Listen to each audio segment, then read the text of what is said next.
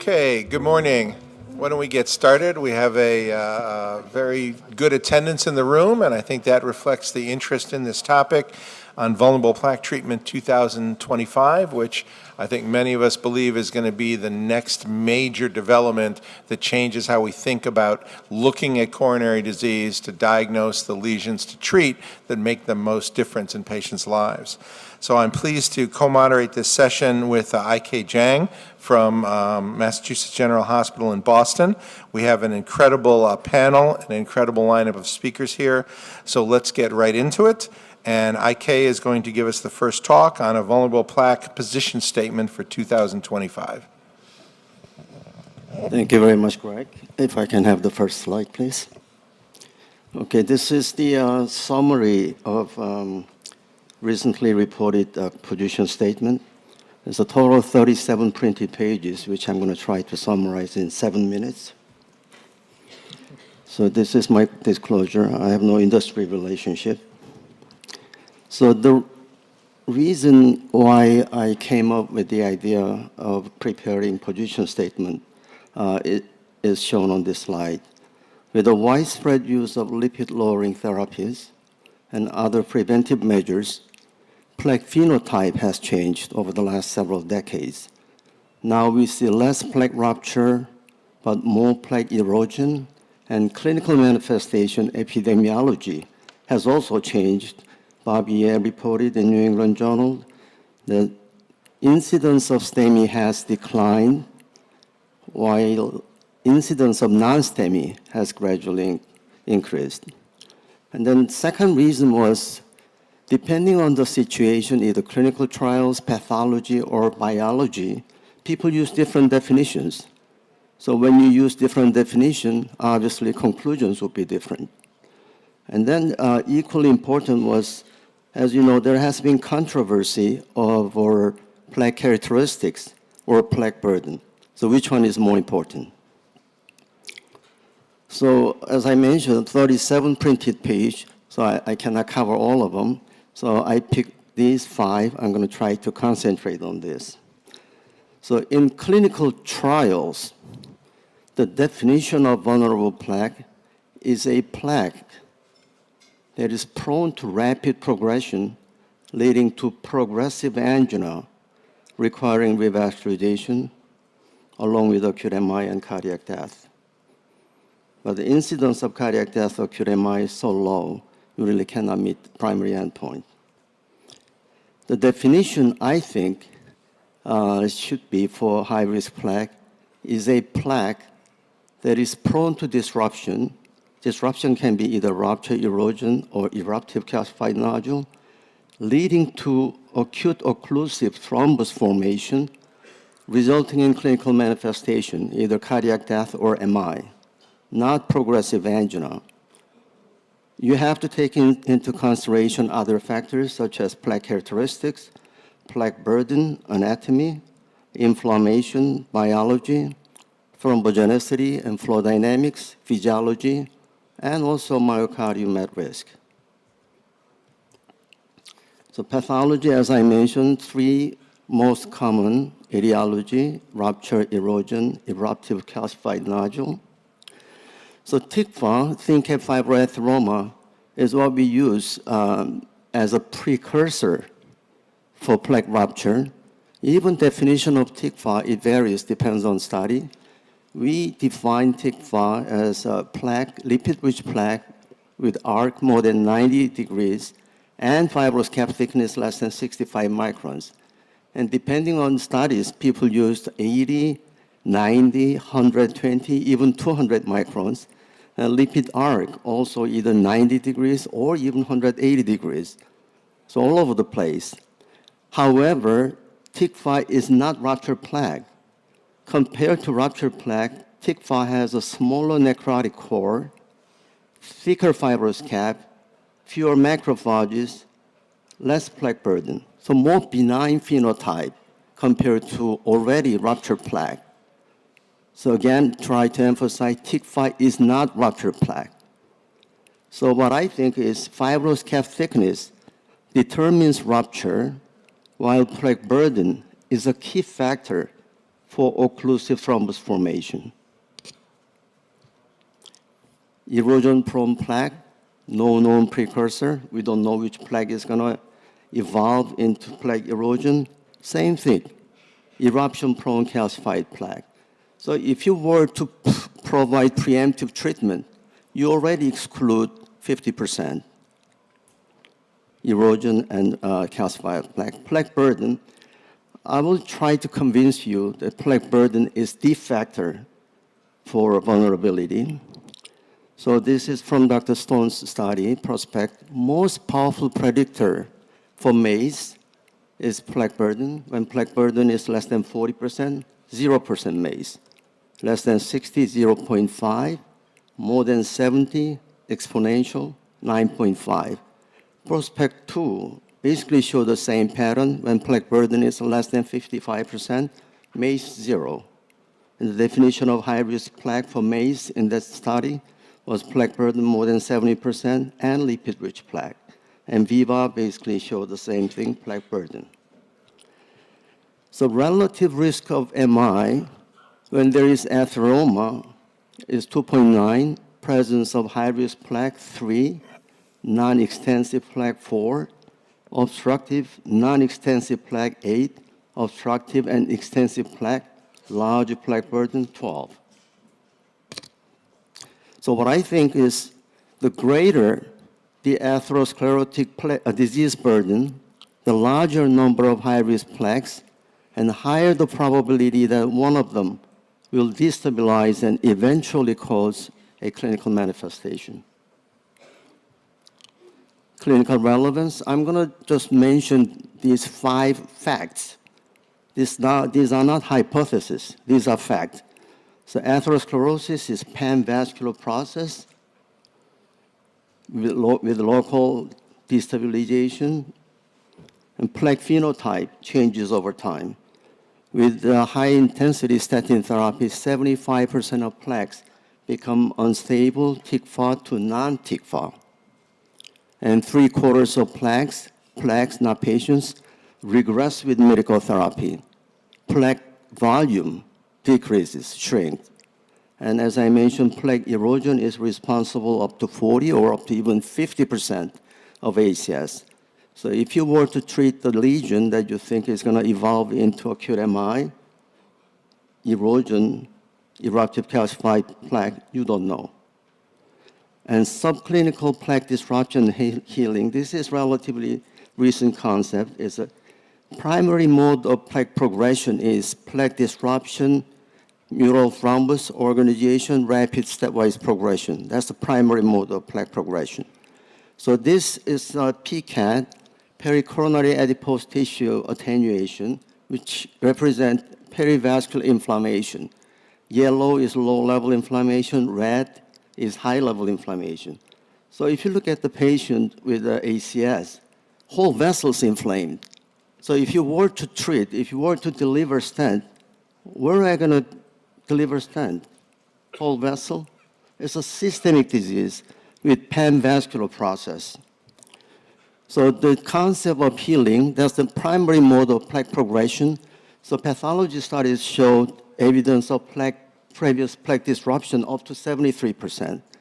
My Italian fellows focused on this disruption, showed somewhere between 35 up to 45% of people with either ACS or stable angina, they had previous evidence of plaque disruption. So not the first plaque disruption lead to acute coronary syndrome.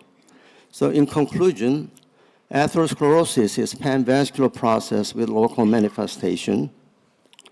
Detection of vulnerable plaque helps to risk stratify patients. Not the plaque that you think is vulnerable is going to get disrupted and leading to clinical manifestation. That is just a predictor, sign of high vulnerability. Plaque burden is a strong predictor for future revascularization, not necessarily MI or death. 75% plaques can be stabilized by medical therapy.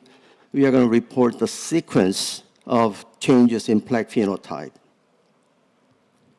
So this document, position statement, was endorsed by 4 cardiovascular journals and by 5 editors-in-chief of cardiovascular journals. Equally important, I want to share email from Dr. Braunwald. Thank you very much.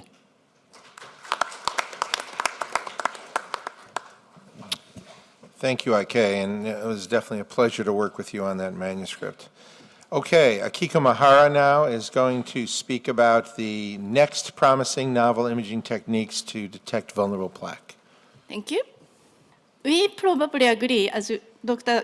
Jang mentioned, and what is an important predictor, region-level predictor to predict future event, including the progression or MI, etc.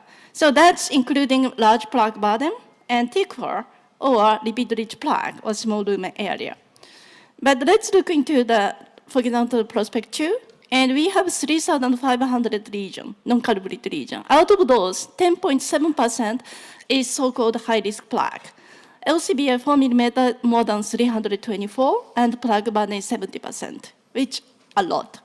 Out of those, event only occur half. And then positive predictive value per region is only 6.4%. So I think the main reason was event rate was so low. But I think what we have to understand is really when we look into one region and you think that's really the high-risk plaque, but that's causing the event is very low. So we need more. So I'm going to talk those 3. So the number 1, this is a patient who had non-STEMI, and we see the angio, but we don't clear what is the culprit region.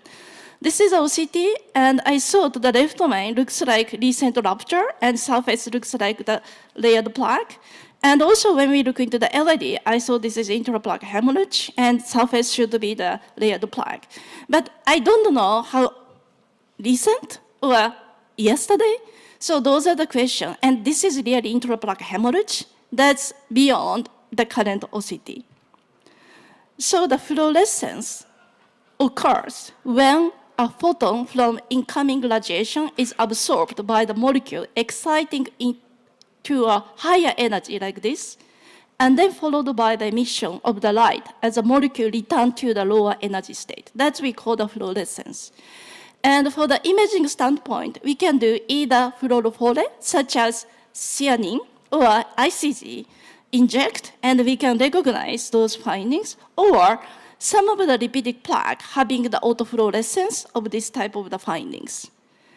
Using the ICG, this study, including the endoatherectomy cases, and inject the ICG before endoatherectomy, and after the endoatherectomy, they took the OCT, and then they show at the site of the intraplaque hemorrhage, there is an ICG. So it seems to be something we are looking for more different type of the vulnerable plaque. And additionally, autofluorescence showing necrotic, some of the necrotic core showing the autofluorescence. So it seems to be one of the pattern is related to the necrotic core. And more detail, what exactly we are looking for is at the site of the autofluorescence positive site, most corresponding feature is oxidative stress celloid, and the second is intraplaque hemorrhage.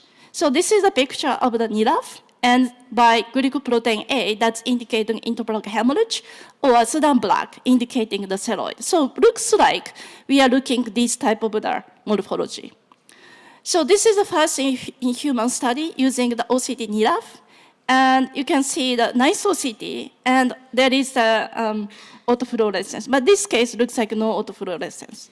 And this is a case example, and STEMI patient and plaque rupture. At the site of the plaque rupture, autofluorescence positive. So I do believe because of the plaque rupture, intraplaque hemorrhage, that's indicating the autofluorescence. And the second case was STEMI, but culprit region looks like no plaque rupture and seems to be small plaque erosion, and autofluorescence is negative. So we may see something additional, most likely intraplaque hemorrhage. Second one is the fluorescence lifetime imaging. So what is meaning? Fluorescence lifetime, the time required by an excited molecule to return to the ground state via energy loss, that is optical property of each individual molecule, meaning unique for, so lifetime is unique for each molecule based on the lipid or based on the macrophage or based on the fibrotic plaque. Those are the concepts. Even though we are using the autofluorescence, this is a completely different concept compared to the previous one. So by doing, Dr. came from Korea, he showed this is an animal study, normal artery, there is no autofluorescence, and fibrotic is very different pattern. But the lipid-rich plaque, we can see something future on top of the regular OCT. And in this study, they analyze each individual findings, such as necrotic core or lipidic plaque plus macrophage, etc., and then making more algorithmic approach using the AI, and then implement all measurement into the picture. So in this picture, we can see the yellow, that's lipidic plaque, and lipidic plaque plus macrophage, which is showing this color, and macrophage only, we can see this color. So more detail, objectively, we can see this type of findings. And in this study, finally, their group can go to the first-in-human study using the OCT plus lifetime OCT fluorescence lifetime imaging. So this is an unstable angina patient and the LID, and we can see at the site of the culprit a lot of fluorescence, lifetime imaging tell us this is more vulnerable plaque. The next one is polarization-sensitive OCT. So there is a so-called mechanism biofluorescence. What this meaning? Sometimes we call the double reflection. What this meaning? If the material is very oriented structure, when we go through those oriented structure, we see the double reflection. So for example, this one, you see the only one line, but at the site of the very oriented structure, you can see the double line. That's meaning the reflection reverse to the double reflection. So by looking the structure, by looking at the biofluorescence, we can see the pattern of the structure. And the depolarization corresponds to the randomization of the detected polarization that's mostly unique for the lipid particle or macrophage or cholesterol crystal. So they also did the first-in-human study, and using the biofluorescence and depolarization, they can identify more vulnerable plaque compared to the very stable plaque. And also, I think this is probably most important when we look into the fibrous cap. That's more dangerous or heterogeneous fibrous cap versus more stable fibrous cap. And as a summary, they show what is the difference based on the biofluorescence or depolarization based on the different pattern. And I thought this is quite interesting. For example, sometimes when we see the thrombus, organized thrombus, we couldn't differentiate organized thrombus versus fibrotic plaque. And using the biofluorescence, fibrous plaque is very structured segment, and then biofluorescence is high. On the other hand, thrombus is low. So we can differentiate those findings using this type of the OCT. So for example, this is a case of the STEMI a week after the thrombolysis, and I thought this is organized thrombus due to the plaque erosion. But we couldn't tell a lot by OCT only, because somebody may say this is just fibrotic plaque. So we cannot differentiate based on the regular OCT only, but this type of the OCT can tell us what is the structure is. So to summarize, positive predictive value of the current intravascular imaging to predict the future event at the region level is low. So that's the reason why we have to consider the patient level vulnerability instead of per region. But if we go more region level, so-called vulnerable plaque and promising imaging, not we have now, such as regular OCT or IBUS, NIRAF indicating the oxidative stress or intraplaque hemorrhage, or OCT with the lifetime picture, that's macrophage, or we can differentiate fibrous cap instability or thrombus versus fibrous plaque. Thank you.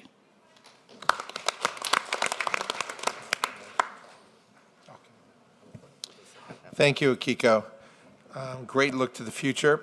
And so now Bon-Kwon Koo is going to talk about an AI-enabled plaque and hemodynamic analysis for ACS prediction. Bon-Kwon. Thank you, Professor Stone. So good morning, ladies and gentlemen. This is my disclosure. So today I'd like to talk about the concept of AI-enabled analysis for ACS prediction using the EMERALD-2 trial. And in my talk, I'd like to stress the importance of AI, plaque and hemodynamics, porosic time frame, acute coronary syndrome, and CT scan.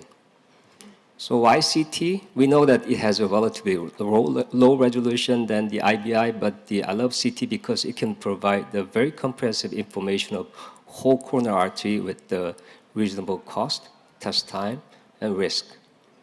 And this question is more relevant to me.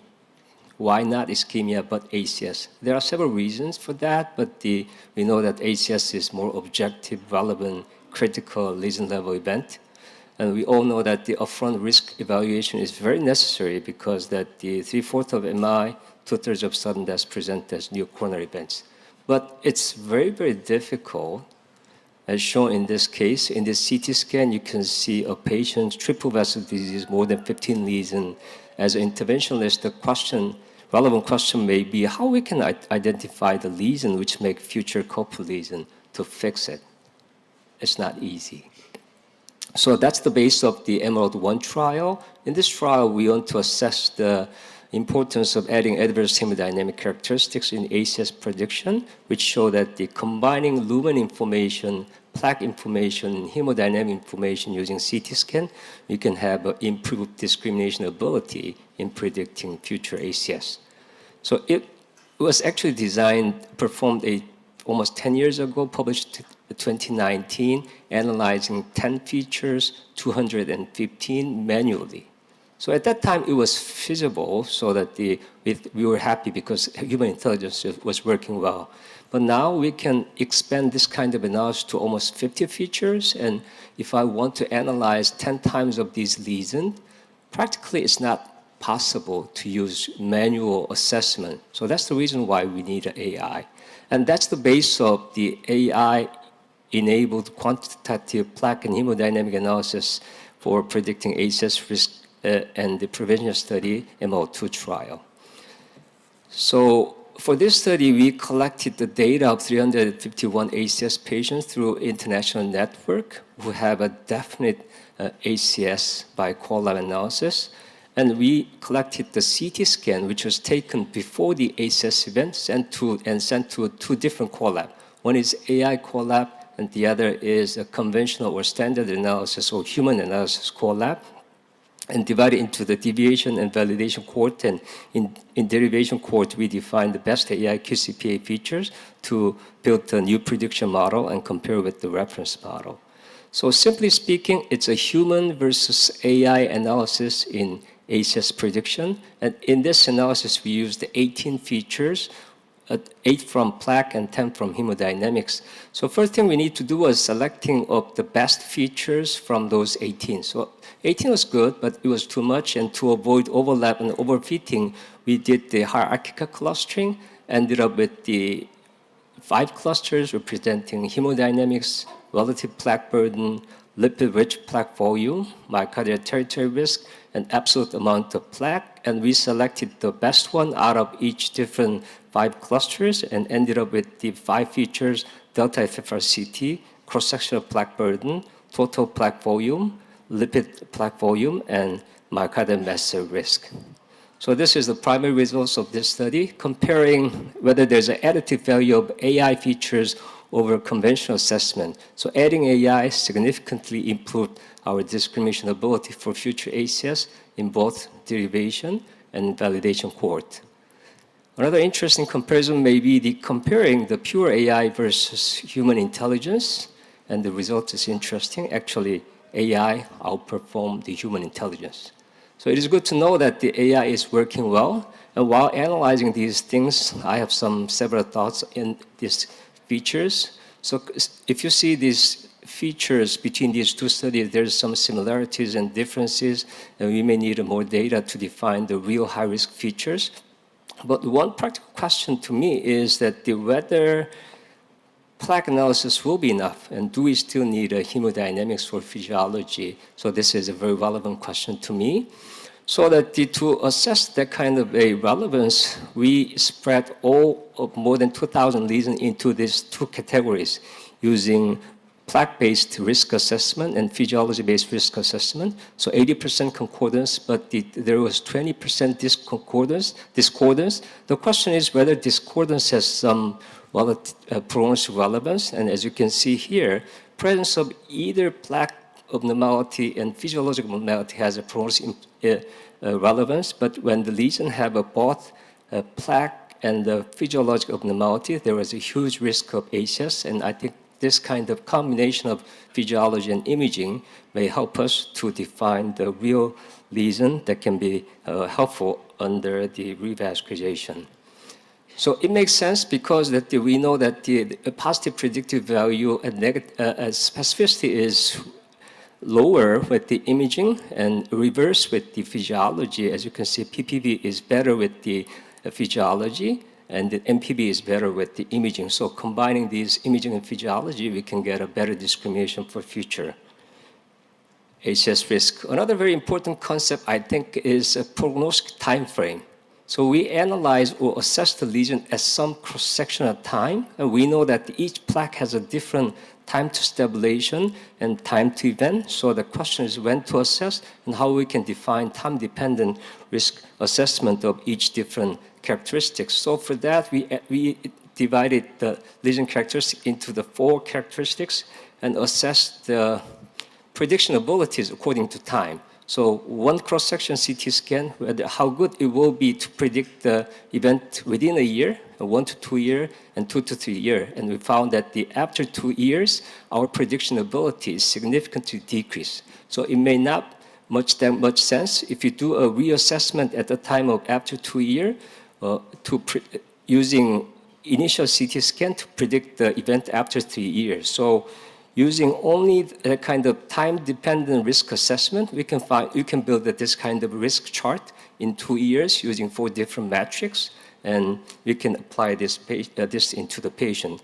So using all this together, I think we can, in the future, we can build the AI and machine learning-based individual risk assessment and treatment strategy selection. So for example, when you have a CT scan, so we can do a feature analysis AI enhanced or enabled, and then what we need to do a risk analysis using that feature. Then what we need to do is a prognostic time frame analysis if this patient has a very high risk in a shorter time. And then next thing we need to do is a risk component analysis in each individual. In this case, the highest contributor of this high risk is actually the delta FFR CT, so that the PCI may be the right case, right treatment strategy. But if the patient have this kind of time-dependent risk probability, medical treatment, and if needed, we need to do a follow-up non-invasive test at the time of 2 years or 3 years later. So in summary and conclusion, ladies and gentlemen, AI-enabled assessment using CT scan can enhance the ACS risk stratification and help in selection of the target for revascularization. So integrating this novel algorithm in clinical practice will be helpful to select an optimal treatment strategy for individual patients with coronary artery disease. Thank you very much for your kind attention. Would you like to? Dr. Koo, you don't mind staying there? So I might have missed, but what you call physiologic high-risk plaque, did you mean FFR or endothelial shear stress or shear stress gradient or oscillatory shear index? Which specific parameter did you look at? So in my analysis, it's lesion level hemodynamics delta FFR across the lesion. So I personally think that the physiology, FFR is a per vessel index and more close to ischemia. But when we correlate the lesion level events such as a rupture or the MI, I think that it is fair to use the lesion level physiology index, so that which the simpler one is delta FFR, but there's more complicated ones such as DFFR DT or shear stress or the PPG, etc. But in my analysis, we used the delta FFR across the lesion. So delta FFR, after all, equals plaque burden.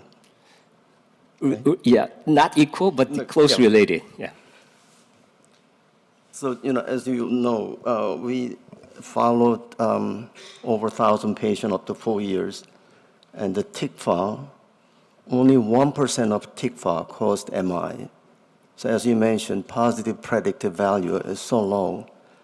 So whether based on especially non-invasive findings, whether you should change your management strategy, I don't know the efficacy of changing your treatment. Because as I mentioned, it's a panvascular inflammation. So you have to treat the patient as a whole, not specific vascular segment.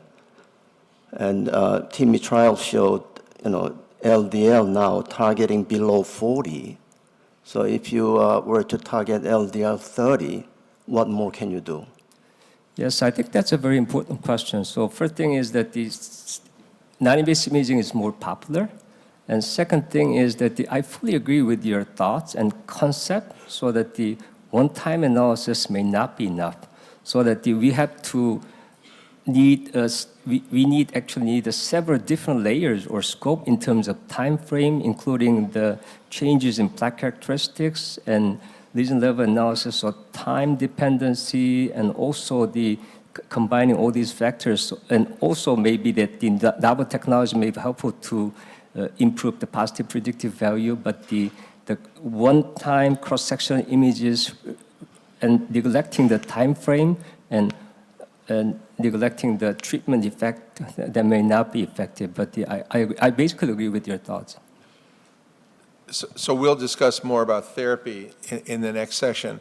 But, I thought that was a great talk, very provocative. I wanted to ask you, though, did I interpret it wrong? It looked like you had positive predictive values. Some were 30%, 40%, 42%. Are those lesion level or are those patient level values? The data was lesion level, but it was very high because we analyzed only the patient who had events. So basically, patient level is 100% event patient. Okay. So that's the reason why it was high. see. So that So this was a relative value you can take. This was a retrospective look with that data set. So that's why it's so different than some of the other studies. So I wanted to ask, some of the panelists, Ik raised some interesting points in his talk. Should we be looking to detect just vulnerable plaques that cause cardiac death or MI? Or what about vulnerable plaques that cause cardiac death, MI, or unstable angina? Or that cause, such severe angina that you then need to do an intervention, whether it was for class 3 angina or true unstable angina due to coronary thrombosis. What should we be trying to detect here for the clinical definition of vulnerable plaque?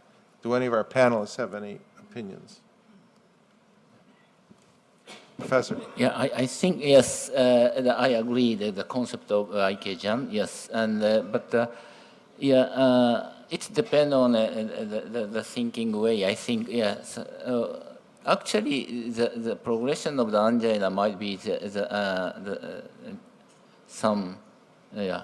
include. I should recommend to include the criteria because, actually we can identify the vulnerable plaque, but it may disrupt during follow-up. But some may have heal locally, and symptom may not occur. But some may have lots of thrombus and angina may progress, and some may have an MI, and some may have a cardiac death. So how to identify the vulnerable plaque is very important. And also, at the same time, how long do we have to follow, right?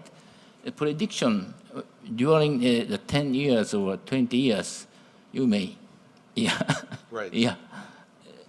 You can say, yes, I can identify the vulnerable, but the clinically 1 year, 2 years follow-up is very important. Therefore, the final prediction value also we have to decide the follow-up period, depend on the follow-up period. That is my. Now, we have modalities which we can use specifically to look at fibrous calf thickness, lipid, Yes. and plaque volume. Right? Yes. So actually, we have a paper coming out in Nature Cardiovascular Research. The first phenotype change is around 6 months, fibrous cap thickens, and then followed by decrease in lipid pool, and followed by plaque volume change. That's why all those trials with statin, all those showed PAV, percent atheroma volume decrease, correlate with outcome. So that's a final end-stage phenotype change. Right, and it may be that the total atheroma volume, you're talking about focal vulnerable plaque atheroma volume or total? Yeah, pan-coronary volume Absolutely. will certainly affect, total risk over the lifetime of the patient. So we always thought it was important, the rates of cardiac death and myocardial infarction are relatively low. But for patients to become unstable, to have to rush into the hospital, to have to get treated, always seemed like a valid type of event to try to prevent. And even the PCSK9 inhibitor trials have included those types of events in their endpoints as well. So it will be good, maybe Dr. Koo, you can look at it, the predictors for rapid progression. Think of fibroatheroma, microvessels, and layer plaque. Those are the predictors, OCT. So based on OCT, you can apply those into CT scan and non-supervised teaching AI. They can detect those, hopefully. So those selected cases, you can either provide preemptive treatment or something super aggressive. Not everybody. Gregg, I Jang. just had a couple of comments. As someone who is amazed by all of this, and it's quite complex. One is the combination of different imaging types, and I think it's wonderful to see all these new imaging coming along, these catheter-based imaging techniques, which will really improve our understanding, so that's very exciting. The second thing is we're looking at it as trying to find lesions to treat, but I think the inverse for our larger patient population is excluding those patients who are at low risk. In other words, finding those who are not at high risk and maybe avoiding expensive drugs or long-term follow-up or cath or whatever. So we're looking for the ones that we can treat, but I think it's equally important for us in taking care of patients to say, you're at low risk. You don't have any of these high-risk features. You're going to do well. And I think there's a large population where we can reassure them now based on these kind of data. Yeah, I remember when I was a medical student, I read a case report. They had these case reports in the New England Journal. They called them clinical pathologic conferences. And they described a patient who had pathologic egg eating. And the patient ate 40 or 50 eggs a day for his whole life. And then he died in his 70s, and they did an autopsy, and he had no coronary artery disease whatsoever. Okay? So you're right. If we can give people reassurance that you are not developing atherosclerosis, whether it's panvascular or coronary atherosclerosis, and you can live your life, that would be reassuring. Great. And you can eat as many eggs as you want, and you don't need statins. That would be reassuring. Question to Akiko. So we have now different modalities, right? When do you want to try which modality, and what are you going to do with the result? I think the prevent tells us preventive PCI is feasible, not harm. That's what we got. So I think really, like patient is very vulnerable plaque in the proximal already and very active person, and we would stabilize that plaque very quickly. We may want to stent. That's kind of still, we are talking at the patient level, treatment strategy, or we are thinking still vulnerable plaque treating by PCI. That's two different aspects. So for those, still I do think the imaging, current available imaging is bad. I do make the mistake to say the TICFR. So I think more objective, and actually right now we have only the TICFR, but that's really difficult to diagnose, honestly. So I think like having the macrophage to really intraplaque hemorrhage, those are the really helpful. So if we really toward that way, meaning patient-specific treatment, if agree with the patient, then we would have those additional modality to answer what is truly vulnerable plaque much better than the current available OCT. So Akiko, of the three technologies that you discussed, do you think any of those are going to really move forward so we may see them being clinically available? yeah, actually all of them was already finishing the first in human study, so the catheter is available. And I was so impressed. I just checked last week is what's happening, and I talked each independent author, and then I was impressed. They are very progress a lot. So actually already first in human. So I think that's available, but how to distribute or how to implement what type of the question are we going to ask based on that catheter is still unknown. But to me, it's really promising. I agree. Dual sensor image is very promising, but for each modality focusing the different material, right? Different tissue component. So we have to decide what is the best, or much more combination will increase, right? That kind of information is very important. How do you think about the progression? Because at the moment, we have to use 3 different type of imaging at the same time. It's not cost effectiveness, right? Yeah, I think, yeah, I don't know, really. Each one looks better, looks good, but I totally agree. One of each is talking about some specific question. I would see the macrophage, I would see the intraplaque hemorrhage. Yeah. That's true. I don't know which one is better, but those are the most promising to me. Okay, we need to move on to the second part of our session, which is now going to talk about treatment. So, there's no doubt there was a lot of excitement created when S.J. Park and D.W. Park discussed the results from the PREVENT trial, the first clinically powered trial of PCI, preventive PCI, for vulnerable plaque. So S.J. is going to give us the lessons from PREVENT and subgroup analysis. Thank you. All right. I'm going to talk lessons from the PREVENT trial and subgroup analysis. But any degree of angiographic stenosis and negative FR. The main issue is it really default safe? This is our registered data. Cardiac death NI of default lesions, actually the incidence of death NMI is 0.21% lesion per year. Very low, is clear. Default is safe. What about the vulnerable plaque? Negative FFR is really, safe, concern, and Gregg actually in the prospect study, the independent predictor of non-culprit lesion event, and so they defined the vulnerable plaque by RF-IBUS, plaque burden more than 70%, syncap fibroadenoma, and minimal lumen area less than 4 millimeter. The presence of multiple vulnerable plaque features associated with a higher event rate of a non-culprit lesion is clear, and repeat core burden index is predictor maze. And so, as a background, intracoronary imaging defined vulnerable plaque has more tendency to increase major adverse cardiac event. And so, question is it really focal preventive PCI for vulnerable plaque effective and safe? That is, PREVENT study have a small answer to treat or not treat.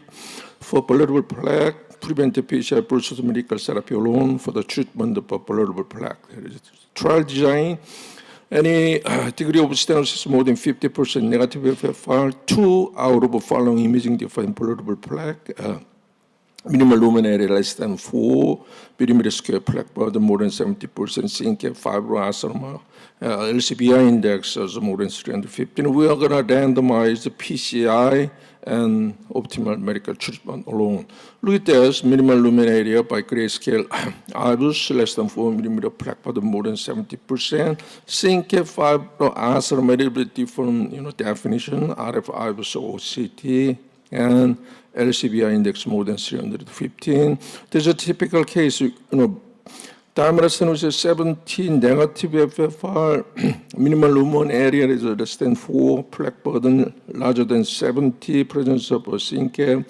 We treated with the BBS at the beginning of our study. And another case is significant stenosis. Look at this, ruptures, more than 85%. However, negative FFR, distal RCA clearly demonstrate a smaller minimal lumen area and syncap fibroadenoma and larger plaque burdens. Right, baseline characteristics, 64-year-old, look at this, mainly 83% is stable in general, and qualifying criteria included the patient MLA less than 4, 97%, mainly plaque burden, minimal lumen area, and LAD is most frequent, 50%. At the beginning of our study, we used the BBS, biobserver scaffold implantation, 33%, and remaining 67% is with deployed drug stent. As a primary composite outcome, target vessel failure is a composite of death, cardiac growth, and target vessel, MI, ischemic-driven TLR, and hospitalization. Clear? 7-year follow. Primary composite outcome is statistically, significantly different. Preventive PCI plus OMT is clearly better. The absolute number is relatively small, however, statistically clear. Patient-oriented composite outcomes, so that's from any cause, any MI, any repeat revascularization is clearly different between the two. If you look at the individual component of primary outcomes, actually cardiac death, target vessel MI, no difference, mainly related with the ischemia-driven target vessel revascularization and hospitalization for unstable and progressive angina here. So, PREVENT trial demonstrate the focal preventive PCI plus OMT resulted in a low incidence of a major adverse cardiac event compared with the OMT.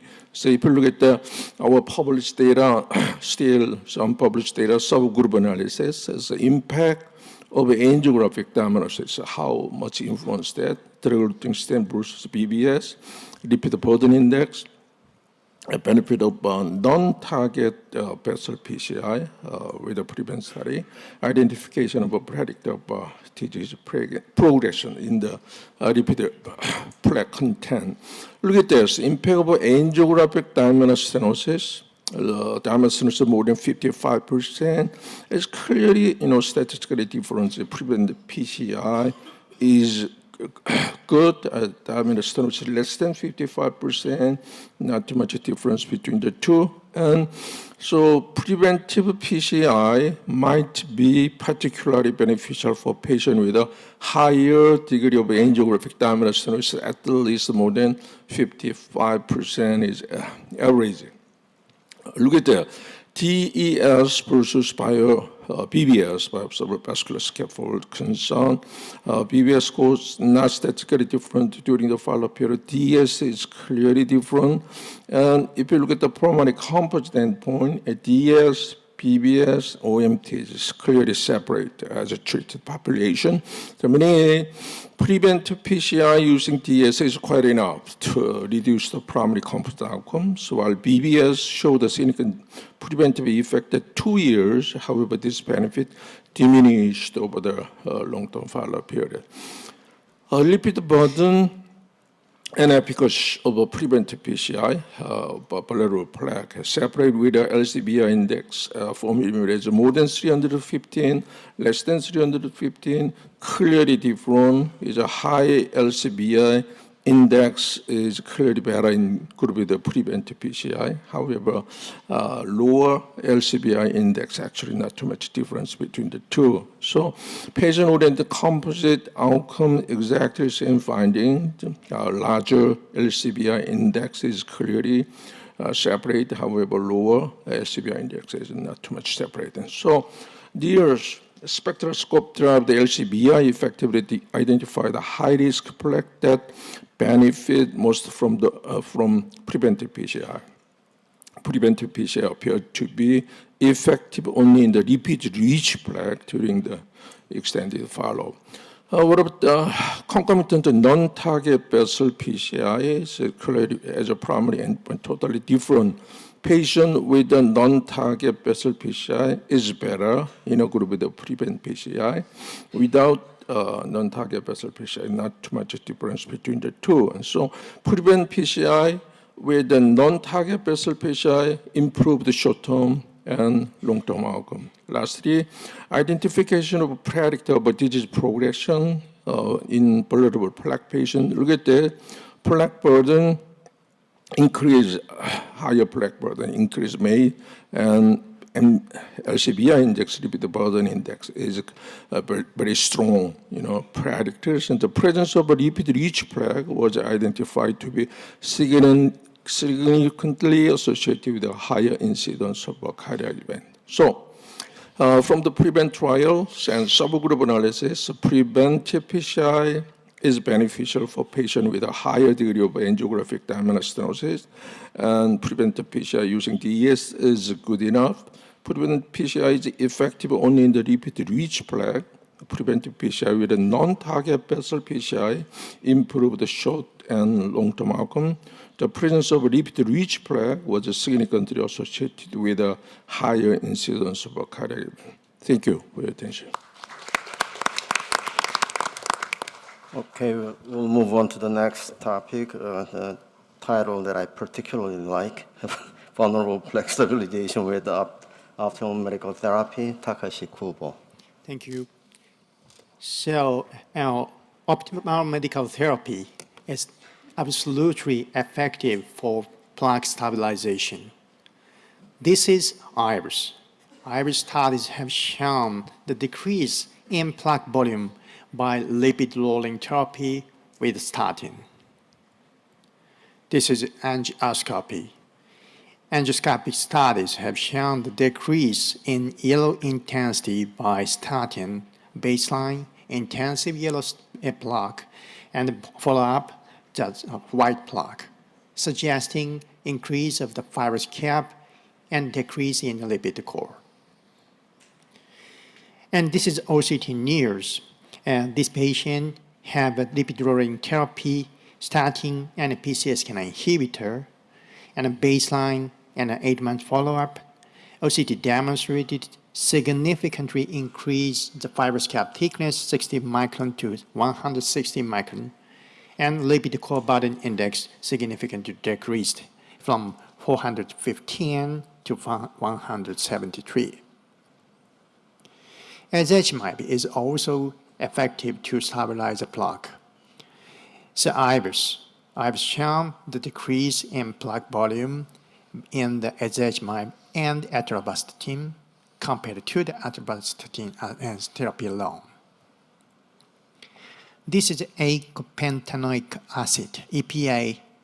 The OCT demonstrated an increase in the fibrous cap thickness at follow-up compared to the baseline in patients with EPA therapy. We performed the EasyFit trial comparing high-dose statin versus low-dose statin RCT, and we performed the OCT at baseline and a 12-month follow-up, and we compared the fibrous cap thickness change. And shown in the right panel, high-dose statin provided a greater increase in the fibrous cap thickness in coronary plaques compared with the low-dose statin.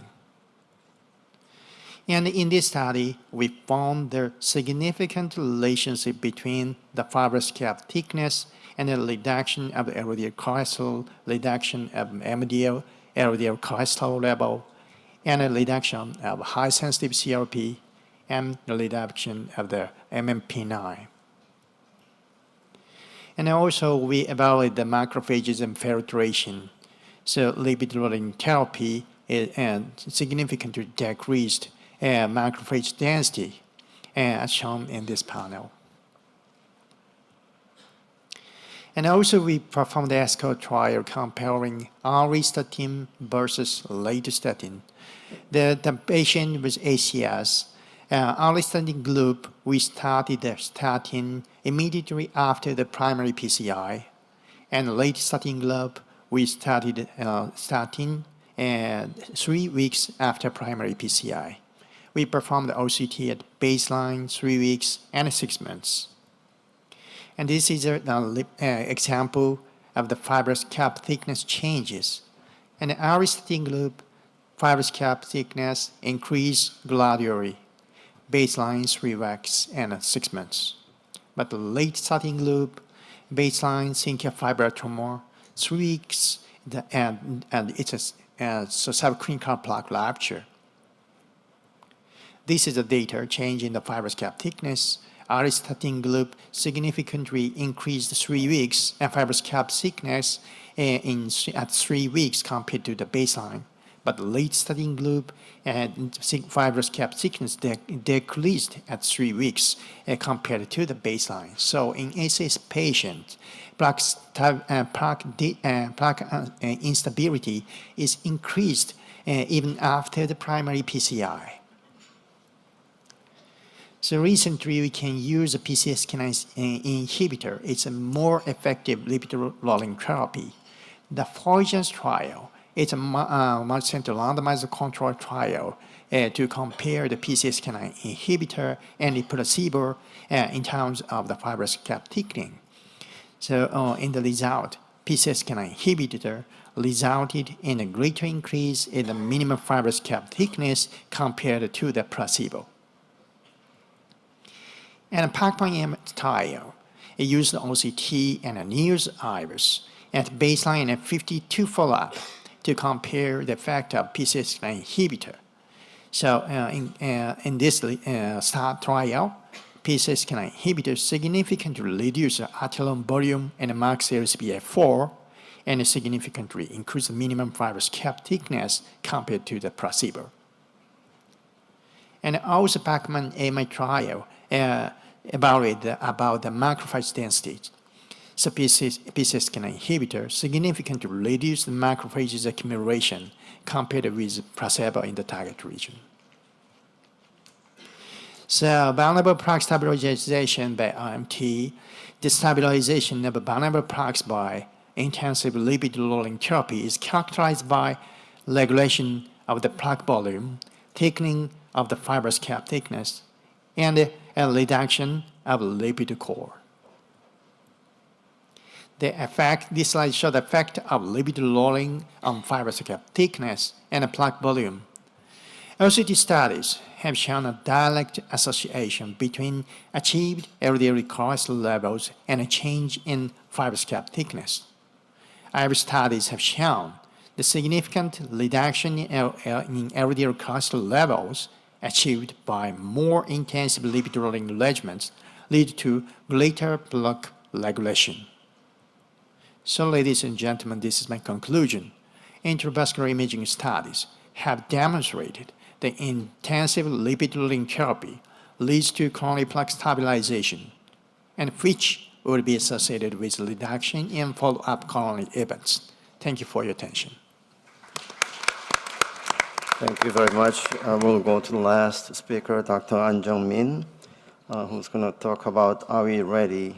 Completed and ongoing trials on vulnerable plaque intervention, PREVENT 2 trial. Thank you, Ik-Kyung. So my topic is a kind of brainstorming for the next PREVENT trial. So I'd like to talk about the preventing effect of local treatment. This idea that by our preventive PCI means that the acute coronary event prevention by vulnerable plaque sealing. Then, what is the current status of our PCI coronary stenting? Preventive effect of our. So many physicians just there was no preventive effect of contemporary PCI because based on the several randomized trial in the stable angina, Courage trial, FAME2 trial, ischemia trial, no difference between the optimal medical treatment and PCI groups regarding the all-cause mortality. But look at the reduction of spontaneous myocardial infarction. Consistently, PCI reduced by 30% up to 40% reduced the spontaneous myocardial infarction. Courage trial, 11%. So FAME2 trial, 38%. The meta-analysis composing FAME2 dynamic compare acute, including some ACS trial, anyway, 41%. Ischemia trial, spontaneous MI reduced by the 33%. Complete ACS trial, 32%. Consistently, PCI reduced the spontaneous myocardial infarction. But incidence of spontaneous myocardial infarction during the follow-up is very rare. That is a problem. How about the PREVENT trial? This, at 2 years is the primary endpoint analysis time frame. This from any cause and target vessel MI. At 2 years, PCI plus OMT group occurred in 5 patients, 0.6. OMT group, 15 patient, 1.9. So p-value is significant. But thereafter, p-value is insignificant. So in the PREVENT trial, the preventive PCI at 2 years, death from any cause and target vessel MI was prevented by the preventive PCI plus OMT. Then how about the spontaneous MI in ischemia trial? Overall MI, no difference due to increased peri-procedural MI in the beginning of, because of invasive groups. So if we apply the renovated complex PCI ideas, imaging-guided PCI, I think it reduced further, like this peri-procedural MI, and reduced further spontaneous MI during the follow-up, then I think it's just my personal idea. Overall MI in ischemia trial should reduce further. So I think a spontaneous MI preventive effect by stenting has been proven. This is just my personal idea. So how about the next preventive trial? I think the primary prevention setting. I think in the primary prevention setting, CT analysis is very important to screening the patient at high risk. So conventionally, high coronary calcium score is very important. Recently, Dr. Koo already presented it, the Maehara trial. Anyway, the CT analysis and Plaque and hemodynamic analysis may found the patient at high risk. And recently, the many companies evaluated the plaque characteristic and plaque volume using the AI software. So such a kind of advanced CT analysis software may found the patient at high risk in the primary settings, but even though the patient risk would be very low. Now, how about the secondary prevention settings? Look at our subgroup analysis already, S.J. Park introduced. Who is the most benefit? Who is the most benefit of the preventive PCI? If there is some non-target vessel, means that the preventive study is target vessel. So there are one non-target vessel, and there is the other intermediate stenosis. In such a patient, the preventive PCI effect is very nice because OMT group, high incidence of event, preventive PCI reduced the risk of OMT groups. Non-target vessel PCI negative group, no difference between two groups. In addition, angiographic diameter stenosis is also important. In a target vessel, angiographic diameter stenosis by QCA more than 55%. It is a QC analysis, visual analysis around 70%. In those subset, the OMT, only OMT is associated with the higher the event rate and preventive PCI reduced. Diameter stenosis is less than 55, no difference between two groups. So I think in the cath lab, who is the best target for the preventive PCI? The patient with the stenting on the target in a stable patient or culprit lesion, culprit stenosis in ACS patient, and there is the additional remaining non-target, non-culprit stenosis with the more than intermediate stenosis. We can include such a patient in the PREVENT-2 trial, I think. So analysis, so visual analysis of the QC diameter stenosis is incorrect and not reproducible. So maybe we need this kind of AI software for the evaluating the diameter stenosis in the future. So which imaging study we need? So we have 4 different imaging criteria in the PREVENT trial. So as Jay already mentioned that of those, the lipid-rich plaque would be the best to predict the benefit of preventive PCI, look at the plaque burden and lipid-rich plaque. So high lipid-rich plaque, most the benefit from the preventive PCI. In this analysis, we enrolled lesions with large plaque burden and small lumen. Large plaque burden more than 70%, small lumen less than 4 square millimeters.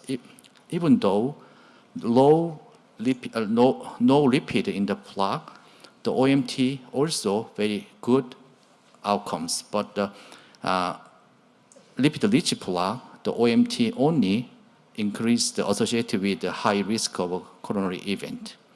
So what would be the local treatment for the preventive PCI? So our subgroup analysis showed that the PVS showed leakage. And contemporary drug using stent, very nice performance, very effective and very safe up to 6 years, or single digit less than 2 and 3% event rate up to 6 years. In addition, some meta-analysis show that the thinner stent would be better than thicker stent. So we have a thinner stent nowadays. The 1-year target lesion revascularization is better in the thinner stent. There is some idea that the drug-coated balloon may prevent the event on the vulnerable plaque. So one study showed that after drug-coated balloon inflation, LCBI index decreased during the follow, but the cage-free trial suggests that the drug-coated balloon is not always safe, particularly prox-LAD, larger vessel. This is in this area, the vulnerable plaque frequently located. So in such area, the drug-coated balloon event rate is higher than contemporary DES. So recently, we also showed a very nice result from the bioadapter stent. It would be a good candidate. And then how about the background medical therapy? Medical therapy is very important. In the PREVENT trial, the LDL cholesterol level is 64. I believe that this is a very nice controlled LDL during the study period. So some study demonstrated that the PCSK9 more intensive lipid treatment induced the plaque regression and changed the plaque characteristics. But even though the change in the plaque characteristic and plaque burden is very small, so small vulnerable plaque could be controlled by the intensive medical therapy, but the large, big vulnerable plaque decreased but not disappeared. So in such a large vulnerable plaque could be treated by the local treatment. This is my idea, PREVENT-2 trial. Primary prevention setting, CT would be important. High-risk patient with high-risk features on CT, but regarding the very low-risk profile, we need 80,000 or 10,000 patients. Secondary prevention setting, we can screen the patient using coronary angiogram, the intermediate stenosis in the non-target or non-coupled lesion, or 1,000, 2,000 patients, I think we need. Intravascular imaging, DRC would be very fine. OCT also good, and recently advanced imaging technology, hybrid imaging would be also very good. What is local treatment device? Contemporary DES with a thinner strut would be good. Bioadapter or the drug-coated balloon we can consider. Background medical therapy, the high intensity statin plus the PCSK9, we should prescribe to such a patient. So this is my last slide. Still, there are some ongoing trials, at least 4 ongoing trials regarding the vulnerable plaque local treatment. So the next year, the TCTAP, I'd like to say the launch of PREVENT-2 trial in this stage. Thank you for your attention. Well, thank you. There's a lot of excitement about treatment of vulnerable plaque, and so we have about 15 minutes for discussion. Why don't we start with the medical therapy stabilization aspects? And if Takashi is still here, I might actually ask him a question as well, or the panel. It's without any doubt that high-dose statins and PCSK9 inhibitors, that is LDL-lowering therapy, will thicken the fibrous cap, will decrease the amount of lipid and overall plaque burden. But most of those studies have been done in mild vulnerable plaques. They've been done with plaque burden lesions of 50 to 55%. So does anyone know of any studies that have been done of medical stabilization in really well-formed vulnerable plaques, the kinds that we're thinking of for preventative PCI, that is plaque burden of 70 to 80% and with very, well-formed large necrotic cores? Yes. So based on the plaque burden, it's a limitation of the lipid-lowering therapy until decrease the stable plaque. But the plaque characteristics and the vulnerable plaque factors is multiple. So fibrous cap thickness increase and decrease the macrophage infiltration is also effective to stabilize the plaque. And as you say, so OMT is a basic treatment, even if we perform the local treatment. So I believe the lipid-lowering therapy, consistent lipid-lowering therapy is very important to prevent future events. Thank you. So I would even ask, Ik Jang and, for a lot of the plaque progression, it really depends on the hemodynamic characteristics across the plaque. Not only the delta FFR, but wall shear stress and endothelial shear stress as we measure it. And so that may not change all that much as you change fibrous cap thickness if you've got a very well-formed vulnerable plaque. So do we know about any medical therapy studies changing the hemodynamic characteristics of vulnerable plaque? Dr. Koo probably can give better answer. Endothelial shear stress gradient, OSI, what really matters is local anatomy, local geography, not biology. So, and plaque progression and plaque vulnerability are associated with the low endothelial shear stress, not high shear stress. So I don't know, it's not that simple in local hemodynamics. So if I add some comments on that question, so that as Ik Jang elegantly showed that the cap thickness first, lipid volume second, plaque volume third, and lumen increase fourth. And physiology change depends on lumen growth mainly, and in small portion plaque characteristic, so that the physiology change is one of the last elements that changes. There's one serial VH IBUS study. I forgot the name. So in that study, changes in FFR, initial and 1 year follow-up was proportional to the degree of LDL decrease, but the case number was small. So that, but I agree that it's the last thing that would change. Yeah, we did also 3 time point endothelial shear stress gradient, acute phase, 1 month and 1 year, no change. So may I ask if there are any outcome studies based on the imaging studies that plaques that are vulnerable plaques, despite having low LDL, are any worse than the plaques who develop in people with less control? Because if I understood the PREVENT-2 study, this should be on top of PCSK9 and lipids. So what is the burden, prognostic burden of vulnerable plaque that develop despite having good LDL? Is this the limitation of statins, or how you approach this inflammation? I don't think I quite understand. Can you repeat the question? Well, What's if the you look question? at the vulnerable plaques, Yes. different features of vulnerable plaques, Right. and you look at the Right. outcomes, and if you compare patients who have those plaques despite having low LDL versus those who have less well-controlled factor like lipid levels, do you see any difference in the burden of those plaques on the outcome?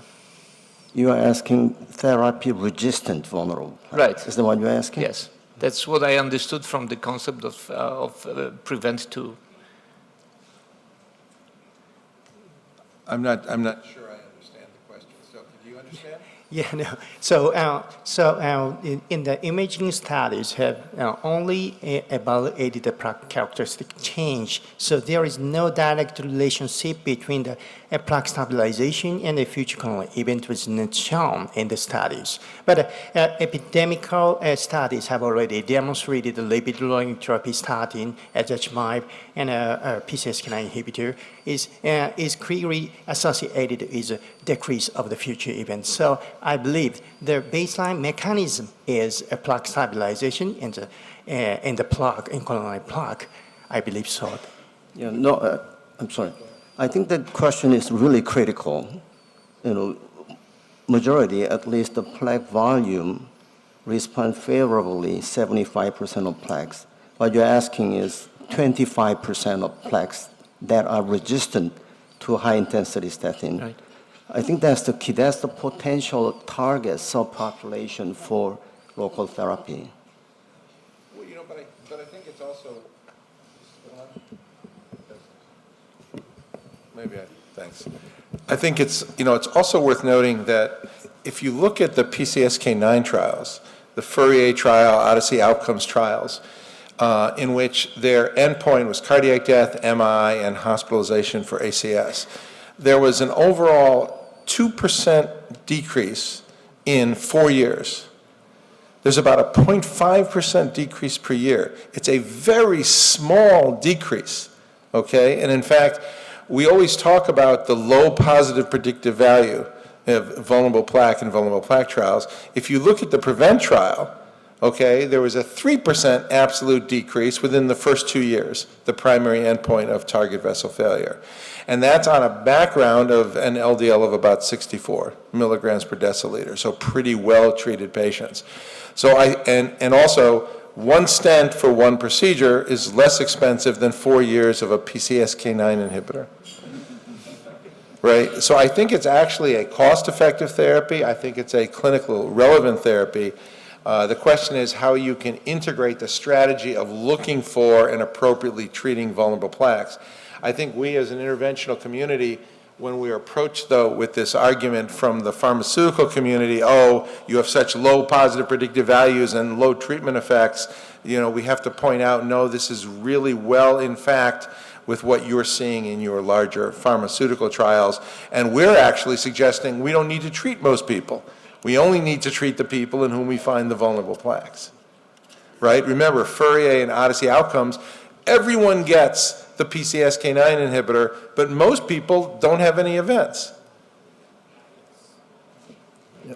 Dr. Stone, I have to ask a question and make a comment about your statement. Actually, when we see the subgroup analysis according to the non-target vessel revascularization, I don't see some new result from that subgroup analysis. Actually, in patients with non-target vessel revascularization, their result means angiographic complete revascularization had a better prognosis than the incomplete revascularization, right? But if we want to look the true effect of preventive PCI, it should be also positive in patient underwent one vessel PCI, because PCI comes with the dual antiplatelet agent therapy and the inevitable risk of the bleeding. However, in patients without non-target vessel revascularization, actually there was no difference, death, MI, and lipid revascularization between the two groups. So, to me, I don't want to be a very skeptical person, but I'm not convinced at all preventive PCI is safe and effective treatment. Yeah, I agree with you, Dr. Lee. And the one thing, maybe people like Dr. Koo or Dr.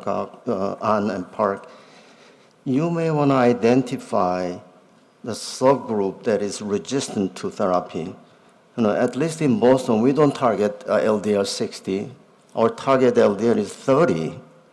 Secondary prevention. So very aggressive treatment. It doesn't matter how you get there. And now, obviously plus ezetimibe, better than high-dose statin, PCSK9 inhibitor, or whatever. It doesn't matter, really. as long as you reach that range, and still progressive plaque, and you may want to identify, Dr. Koo, AI, what features, not necessarily those 4 features of vulnerability on CT or OCT features, but there may be something that we don't recognize with human eye. AI may be able to detect, and something like a polygenic risk score, you identify the subgroup that really don't respond, and those are the ones that you may want to consider local preemptive treatment. But when you say they don't respond, Right. what's your criteria for don't respond? One of the 3, fibrous cap thickness. Oh, so you re-image them? Not necessarily. You can use a CT scan in that case.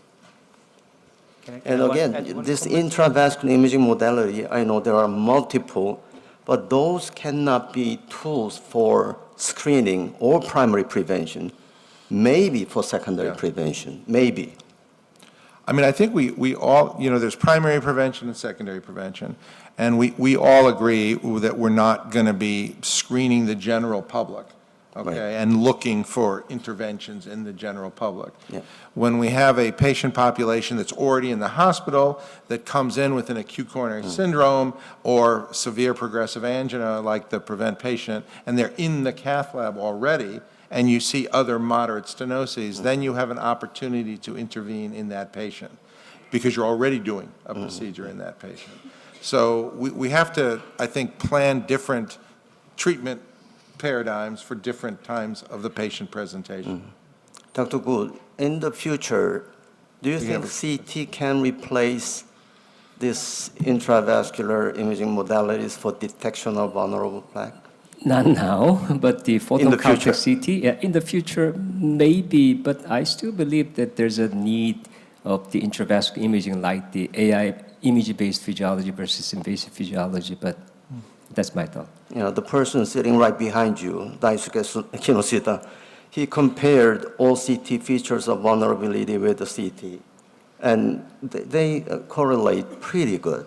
So there's a future that you can identify all those features detected by OCT by non-invasive techniques, photon counting CT, for example. Yeah, and I believe that, but we do need, we don't have a single prospective validation study of high-risk CT characteristics predict future events at those lesions. And I think photon counting CT will be the time to do those studies. But we have a question over here, yes. Thank you, Dr. Stone. So I don't really know how to translate the PREVENT trial into my daily practice. That's why I will ask something about that. Because when I found, a diffusely vulnerable plaque in the non-culprit vessel, or probably outside of the heart, let's say in the carotid artery. So I would prefer to treat the patient the optimal medical treatment for the non-culprit. So there's any specific target for the LDL level should be reached to get the fastest plaque stabilization, or just follow the guidelines below 50% from the baseline, or 30. Below 50. Thank you. Final 30. This 6 months fibrous cap thickness significant change that correlate with clinical benefit, which start month 6. So, as I mentioned during my talk, fibrous cap thickness will determine the potential rupture, but final clinical manifestation, you need, in addition to local and systemic thrombogenicity, plaque burden. And by the way, And hemodynamics. another study, which is the combined intervene 1,200 Right. patient, we completed enrollment last year. Right. So I think more data will come on FFR negative, TICFA positive. Combine intervene, vulnerable, interclima, favor 5 China. There's a number of other trials that are ongoing that are going to give us more information. Well, this has been a fantastic session, and I think that we don't have perfect agreement along That's this good. panel or even between the moderators. And I think it shows you there's still so much that we have to learn about both what is a vulnerable plaque, how to best detect it, how to integrate its detection and potential treatment with pharmacologic and interventional therapies into the clinical pathway of patients as they course through life. Absolutely. So thank you, everybody, for this great session. Okay.